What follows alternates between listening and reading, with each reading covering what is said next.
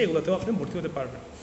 তো এখন আসি যে এই পলিটেকনিকে পড়ার সময় আমাদের মূল যে স্টেপগুলো, যে পলিটেকনিকে পড়ার স্টেপগুলো আসলে কী কী। তো পলিটেকনিকটা হচ্ছে 4 বছরের একটা ডিপ্লোমা ইন ইঞ্জিনিয়ারিং ডিগ্রি। হ্যাঁ, ডিপ্লোমা ইন ইঞ্জিনিয়ারিং ডিগ্রি, যেটা হচ্ছে এসএসসির মতো না। ইন্টার পাস যেটাকে বলি আমরা, যা এসএসসিতে আমরা যেটা পড়ে থাকি 2 বছরের একটা কোর্স থাকে, আমরা পাশ করার পরে আমরা ইন্টারমিডিয়েট কমপ্লিট করি এইচএসসি পরীক্ষার মাধ্যমে। আর পলিটেকনিকটা হচ্ছে এসএসসি পরীক্ষা দেওয়ার পর আপনি 4 বছরের একটা ডিপ্লোমা ইন ইঞ্জিনিয়ারিং কোর্সে ভর্তি হচ্ছেন। এখানে টোটাল হচ্ছে 4 বছরে 8টা সেমিস্টার হবে, প্রতি 6 মাসে একটি সেমিস্টার পরিচালিত হয়। তো আপনার প্রত্যেকটা সেমিস্টারের জন্য টোটাল 60টা করে বই থাকবে। এখন আমাদের এই 8টা সেমিস্টারের মধ্যে একটা সেমিস্টার হচ্ছে ইন্ডাস্ট্রিয়াল ট্রেনিং বা ইন্ডাস্ট্রিয়াল অ্যাটাচমেন্ট বলা হয়, যেটাকে আমরা ইন্টার্নি বলে থাকি। তো যারা হচ্ছে যে কোনো একটা টেকনোলজিতে আপনি যদি ভর্তি হন, ধরেন ইলেকট্রিক্যাল ডিপার্টমেন্টে ভর্তি হলেন, অথবা সিভিল ডিপার্টমেন্টে ভর্তি হয়েছেন, অথবা কম্পিউটার ডিপার্টমেন্টে, তাহলে আপনার প্রথম 7টা সেমিস্টার হচ্ছে আপনার থাকবে হচ্ছে ধারাবাহিক পড়াশোনা, যেটা হচ্ছে প্র্যাকটিক্যাল এবং হচ্ছে বই। আমাদের একাডেমিক যে বইগুলো আছে এই বইগুলো থেকে হচ্ছে প্রশ্ন আসবে আপনার ফাইনাল পরীক্ষায়, সেমিস্টার ফাইনাল পরীক্ষাতে আপনি হচ্ছে পরীক্ষা দিয়ে একটা সেমিস্টার থেকে আরেকটা সেমিস্টারে উত্তীর্ণ হবেন।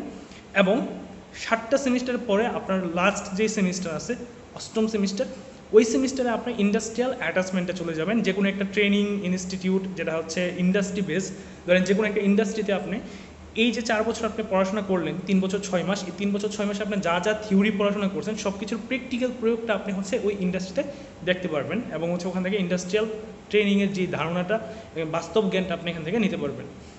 এখন পলিটেকনিকে যারা পড়ে তাদের মধ্যে কিছু কোয়েশ্চেন থাকে, যেরকম হচ্ছে আমি যদি পলিটেকনিকে পড়া অবস্থায় কোনো একটা সেমিস্টারে একটা বা 2টা সাবজেক্টকে ফেল করি তাহলে কী হবে।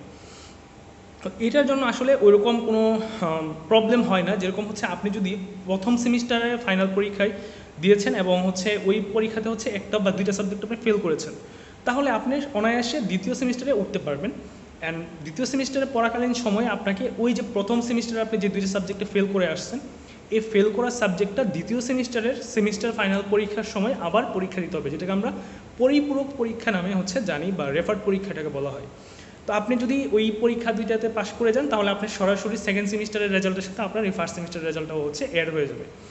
আর যদি আপনি 1-এর অধিক 2-এর অধিক সাবজেক্টও ফেল করেন, কোনো সমস্যা নেই, কিন্তু 3টে সাবজেক্টের বেশি কখনোই ফেল করা যাবে না।